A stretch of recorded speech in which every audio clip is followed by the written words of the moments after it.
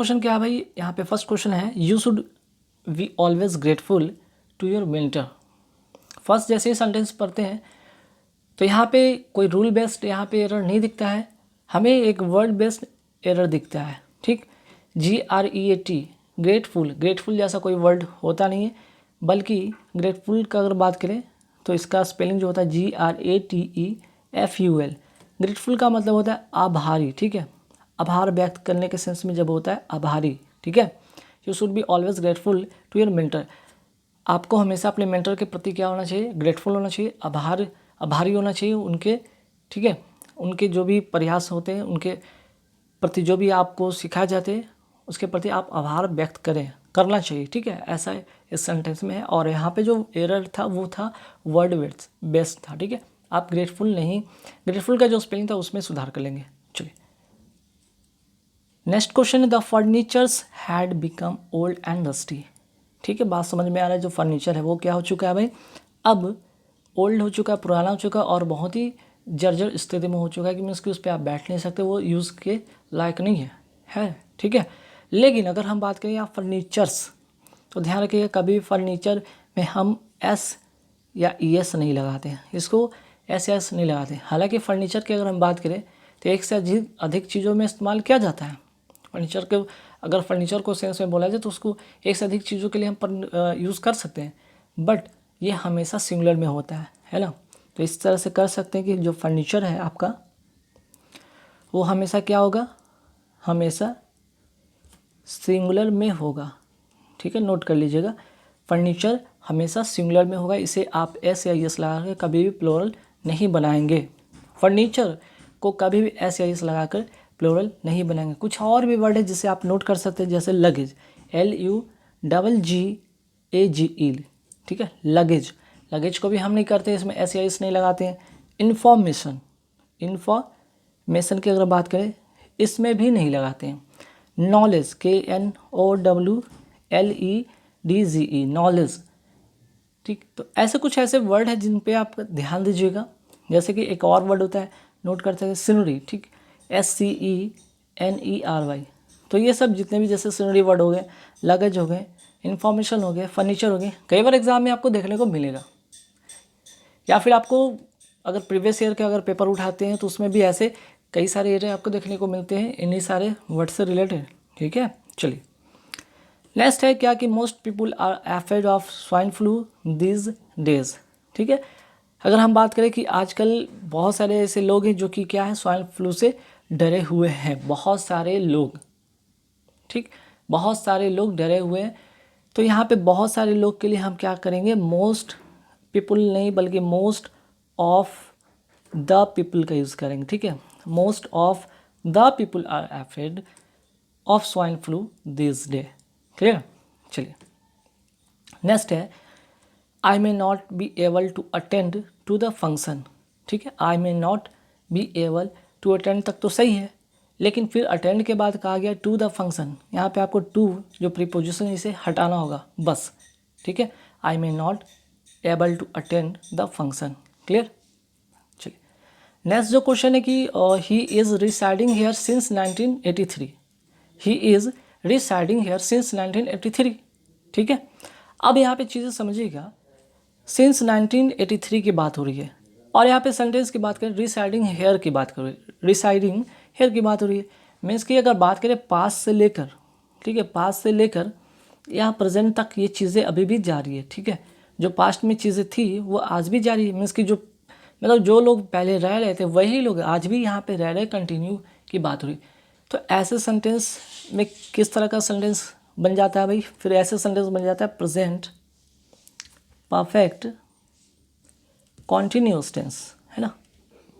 आपने अगर टेंस पढ़ा तो ध्यान रखिएगा, प्रेजेंट परफेक्ट कॉन्टिन्यूस टेंस में हम क्या यूज़ करते हैं, जब सिंस हो या अगर यहाँ पे अगर फॉर की अगर बात करते हैं, ठीक है, एक अलग रूल में जाते हैं। यहाँ पे सिंस या अगर सेंटेंस में अगर दूसरे सेंटेंस पर फॉर्मेशन होता है फॉर के सेंस में, जैसे फॉर 2 days, तब हम ऐसे कंडीशन में यहाँ पे इज़ नहीं लगाते, आप इसे काट दीजिए। आप क्या लगाएंगे, हैज़ बीन लगाएंगे। ठीक, हैज़ बीन, ये यहाँ पे सही होगा। He has been residing here since 1983। ठीक, चलिए अब आते हैं नेक्स्ट क्वेश्चन पे। At his return we asked him many question. अब यहाँ पे देख रहे हैं कि प्रीपोजिशन एट की बात की गई है, एट हिज रिटर्न। तो ध्यान रखिए कई बार ऐसे भी प्रीपोजिशन से बेस्ट क्वेश्चन आते हैं जहाँ पे आपको डायरेक्ट आंसर मिल जाएगा। क्या भाई, आप यहाँ पे एट को काट दें, ऑन को लगाएं, on his return. On his return मतलब उसके लौटने के बाद की बात हो रही है। वी आस्क्ड हिम, हम लोगों ने उससे पूछा, बहुत सारे उससे क्वेश्चन पूछे, ठीक है, सवाल पूछे। नेक्स्ट क्वेश्चन है कि the chief guest enter into the room. यहाँ पे किस पार्ट में है, ध्यान देने वाली बात ये है, इंटर के साथ कभी भी इनटू आता नहीं है, इंटर के साथ कभी भी इनटू आता नहीं है, ठीक है। The chief guest entered the room, clear, तो आप इसे हटा दें। आगे सवाल पे आते हैं। नेक्स्ट है she is very angry on him. Angry के साथ, और अगर पर्सन की बात की जाए, एंग्री के साथ अगर पर्सन की भी बात की जाए तो प्रीपोजिशन ऑन ना होकर क्या होगा, विद होगा। चलिए अब आते हैं, यहाँ तक तो हो गया आपके एरर थे क्वेश्चन, 8 क्वेश्चन थे जिसमें कि आपने प्रीपोजिशन बेस्ड एरर देखा, ठीक है। फिर आपने देखा कि कुछ ऐसे वर्ड होते हैं जो कि हमेशा फिक्स होते हैं, सिंगुलर में फॉर्मेशन में होते हैं, लेकिन उनको कई सारी चीज़ों के साथ यूज़ किया जाता है। वर्ड मिस्टेक के साथ भी आपको दिखाया गया, रूल बेस्ड के साथ भी आपने एरर को देखा। अब आते हैं यहाँ पे फिलर की बात करते हैं, ठीक है। चलिए तो यहाँ पे क्वेश्चन है कि we shall go for a picnic if the weather dash good. क्या भरेंगे, इफ़ यहाँ पे दिखती है, आपको पता चल गया कि ये क्या है, कंडीशनल बेस्ड है, कंडीशनल बेस्ड है।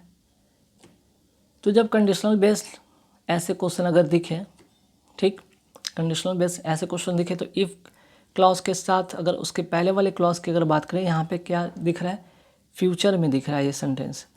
अगर इफ़ क्लॉज से पहले अगर जो क्लॉज है अगर फ्यूचर में दिखता है, इफ़ क्लॉज के बाद मीन्स कि जो इफ़ क्लॉज का सेंटेंस होगा वो क्या होगा, यहाँ पे प्रेजेंट वाला होगा, ठीक है, प्रेजेंट में ही रहेगा, ठीक है, प्रेजेंट में रहेगा। प्रेजेंट में भी क्या, तो प्रेजेंट इंडेफिनिट में रहेगा, ठीक।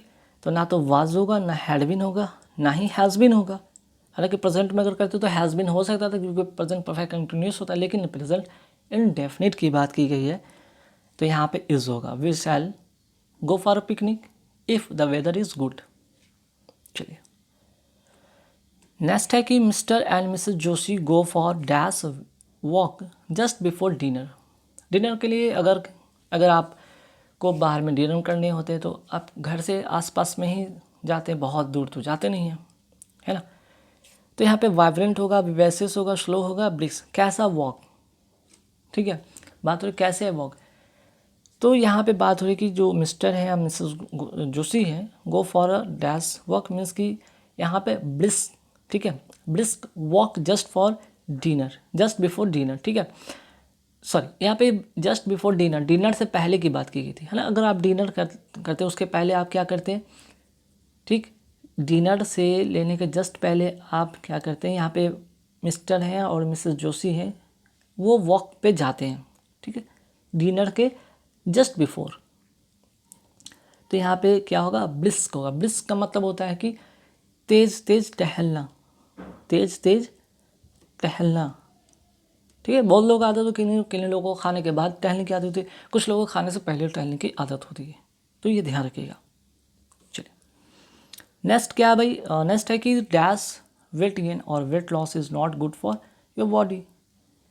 तो एक्सप्लोसिव या एक्सटेंसिव या एक्सप्रेसिव या एक्सेसिव, बहुत सारे यहाँ पे वर्ड हैं।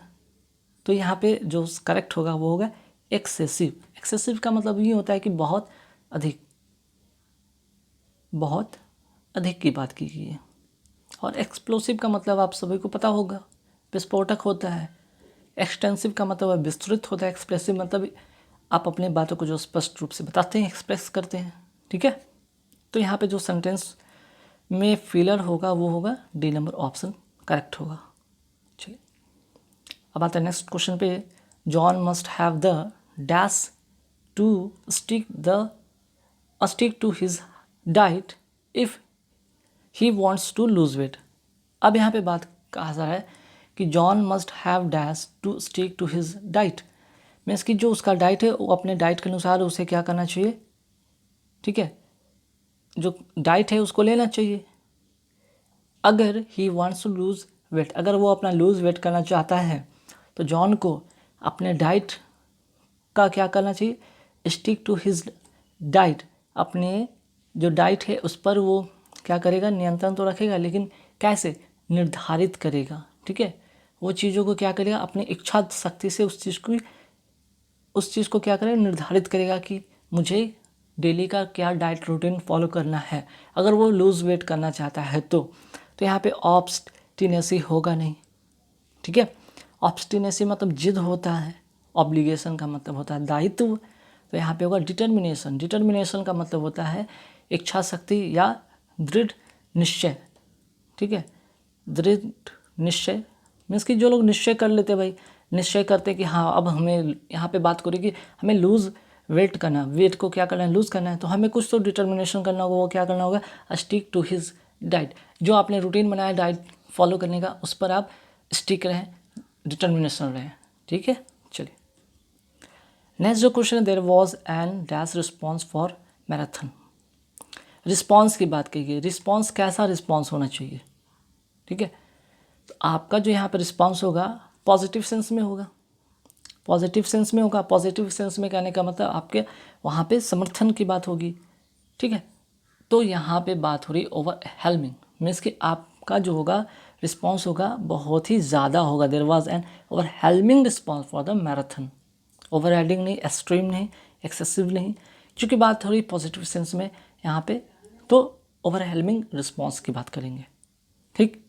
चलिए अब आते हैं सवाल पे कि some animals have unique dash that allow them to survive extreme weather condition, ठीक है।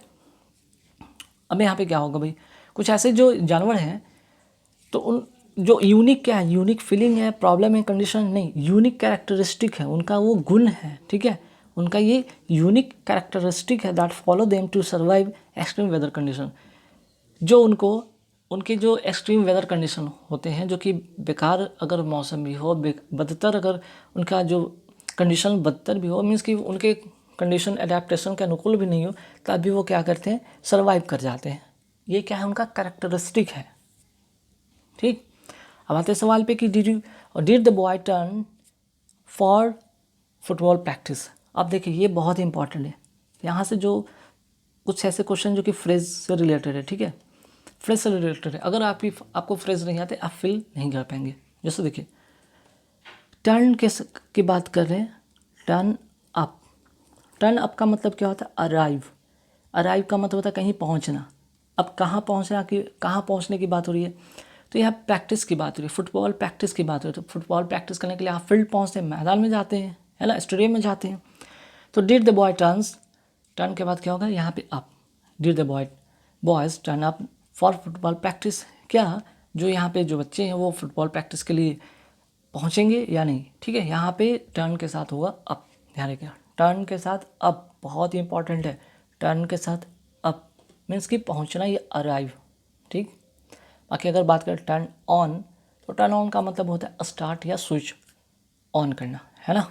तो खैर जो यहाँ पे फिलर भरना है, जो यहाँ पे फिल करना है उस पर बात करेंगे। नेक्स्ट है the fireman manage to put the fire.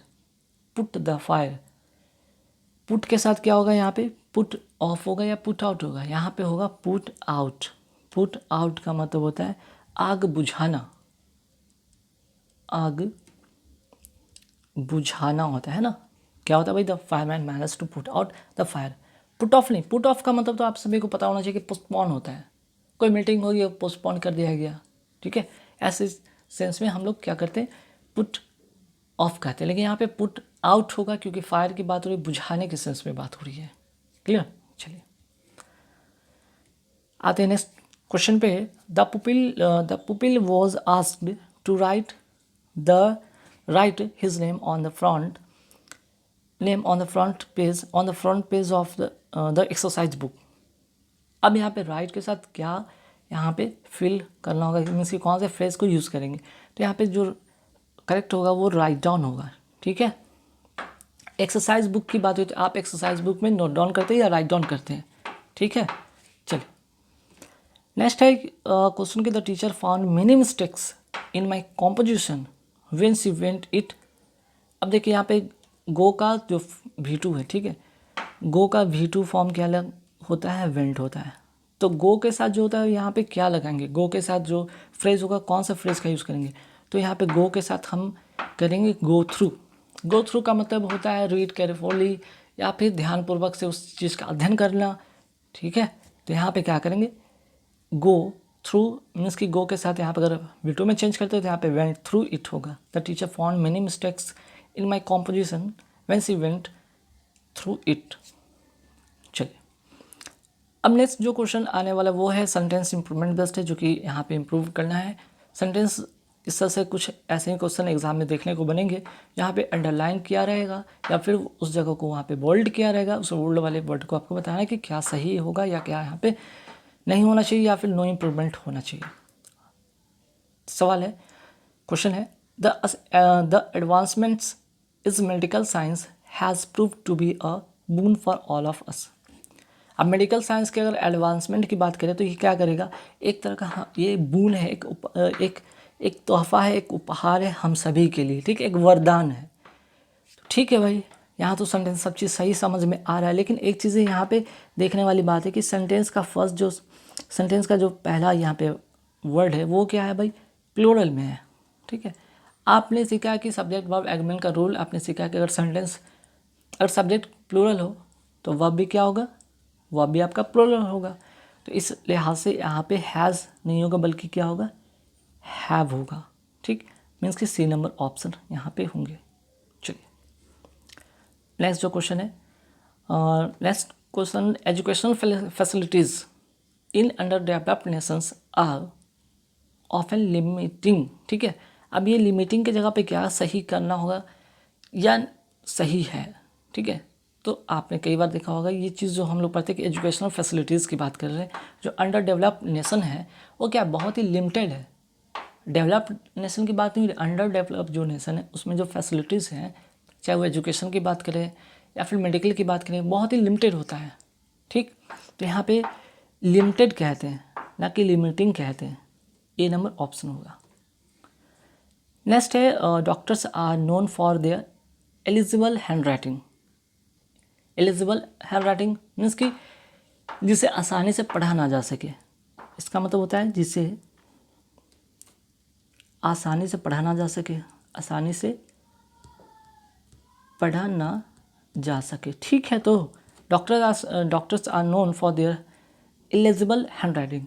पता है कि डॉक्टर की हैंड राइटिंग क्या होती है, ऐसी होती है जिसे आप पढ़ नहीं सकते हैं, जिसे कहते हैं घसीटा राइटिंग होता है। तो यहाँ पे इलिजिबल सही है, ठीक है, मीन्स कि यहाँ पे नो इम्प्रूवमेंट होगा। बाकी अगर बात करें एलिजिबल का, तो एलिजिबल का मतलब आप सभी को पता है कि यहाँ पे योग्य होता है ना। इनकॉरिजिबल की बात करें तो जिसमें सुधार नहीं किया जा सके उससे कहते हैं हम। चलिए नेक्स्ट है he cited a number of reasons for his absence, ठीक। तो 22 की अगर हम बात करते हैं तो 22 में क्वेश्चन में जो इसका जो करेक्ट आंसर होगा वो होगा साइटेड। एक सेकंड यहाँ पे वर्ड को चेक कर लेता हूँ। हाँ, तो यहाँ पे बात हो रहा है कि he cited a number of reasons for his absence. अपने जो एब्सेंस के बारे में जो उसने रीज़न दिया, बहुत सारे रीज़न को क्या किया है वो बताया है, ठीक है, बताया है, ठीक। तो यहाँ पे नो इम्प्रूवमेंट होगा, साइटेड मतलब बताना या कहना, ठीक। चलिए अब आते सवाल पे कि भाई he received many praises for his latest invention. तो सबसे पहले यहाँ पे एक चीज़ देखते हैं, प्रेज, PRAISE। प्रेज का मतलब होता है, सभी को पता है, प्रशंसा करना होता है। और ये सबसे बड़ी बात है कि ये अनकाउंटेबल नाउन है, अनकाउंटेबल नाउन है। तो सबसे पहले अगर अनकाउंटेबल नाउन है तो यहाँ पे तो S होगा नहीं, पहला चीज़ मिस्टेक है यहाँ पे। अगर ये अनकाउंटेबल है तो यहाँ पे मेनी होगा नहीं बल्कि क्या होगा, मच होगा, मच प्रेज, मीन्स कि B नंबर ऑप्शन होगा, है ना। चलिए अब आते फटाफट देख लेते हैं अपोजिट क्वेश्चन। अपोजिट मीनिंग वाले क्वेश्चन देख लेते हैं। जैसे यहाँ पे स्टेशनरी है, स्टेशनरी मतलब होता है स्थिर, स्थिर होता है जिसमें कोई गति नहीं हो, तो इसका अपोजिट क्या होगा भाई? मूविंग, ठीक है, जिसमें गति हो, गतिमान हो, ठीक। अब आते हैं यहाँ पे फिक्सस। फिक्सस का मतलब होता क्या भाई? कोई काल्पनिक, काल्पनिक को मीन्स कि काल्पनिक का अपोजिट क्या होगा? रियल, वास्तविक, ठीक है। फिर है एक्यूटेड। एक्यूटेड का मतलब होता है, ध्यान रखिएगा यहाँ पे, एक्यूटेड का मतलब होता है आरोप से बरी करना, आरोप से बरी करना। लेकिन अपोजिट की बात की गई तो इसका आंसर होगा कॉन्विक्टेड। कॉन्विक्टेड मतलब आरोपित, आरोप लगाना, ठीक है, आरोप लगाना। ओके, चलिए नेक्स्ट है एग्जॉस्टिव। एग्जॉस्टिव का मतलब होता है क्या? यहाँ पे ध्यान रखिएगा, एग्जॉस्टिव की अगर हम यहाँ पे देखते हैं तो इसका मतलब होता है विस्तृत या पूर्ण, विस्तृत या कंप्लीट भी कह सकते हैं, कंप्लीट भी कह सकते हैं। तो इसका अपोजिट जो होगा वो होगा इनकम्प्लीट। इनकम्प्लीट का मतलब होता है अपूर्ण, ठीक। नेक्स्ट है सैक्रिफाइस। सैक्रिफाइस का मतलब आप सभी को पता है कि त्याग देना, बलिदान देना। तो इसका जो अपोजिट होगा वो होगा एक्वायर, मीन्स कि प्राप्त करना। नेक्स्ट है जो इसका मतलब यहाँ पे होगा थॉरोली का मतलब होगा यहाँ पे गहराई से, ठीक है, गहराई से। तो गहराई से किसी चीज़ का अगर अध्ययन के सेंस में करते हैं, स्टडी की बात करते हैं, वहाँ पे थॉरोली की बात करते हैं, तो इसका अपोजिट होगा वो होगा सुपरफिशियली, मीन्स कि मोटे तौर पे अनदेखा करते हुए, ठीक है। इसका जो अपोजिट होगा सुपरफिशियली होगा, है ना।